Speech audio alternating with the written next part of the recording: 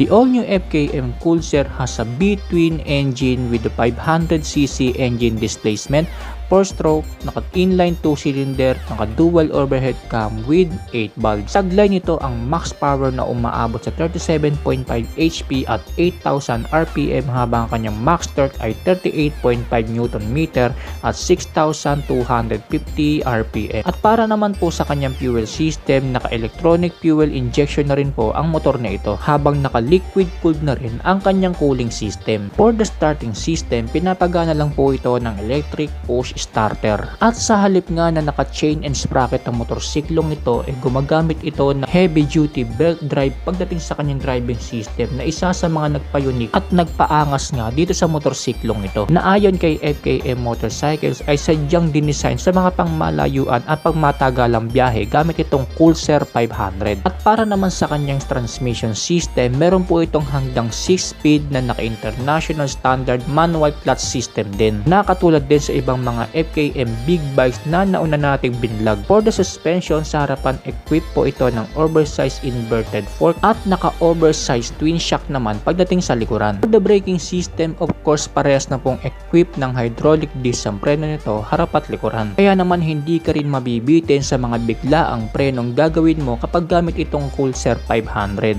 At ayon pa kay FKM Motorcycles ay equipped na rin ito ng dual channel ABS at traction control system na talaga naman mapapakinabangan natin sa mga kondisyon ng kalsada na meron dito sa Pilipinas. At naidagdag pa nga dito ni FKM ay ito daw Coolcer 500 ay equipped na rin daw ng sleeper clutch para sa agresibo and yet smooth pa rin na performance pag nag-gear shift na tayo dito sa Coolcer 500 na isa rin sa mga features na hinahanap ng isang pro motorcycle rider na makikita mo nga dito sa bagong cruiser type motorcycle mula kay FKM. Para naman sa kanyang dimensions, meron itong overall length na 2,235mm, overall width na 754mm at overall height na 1,102mm.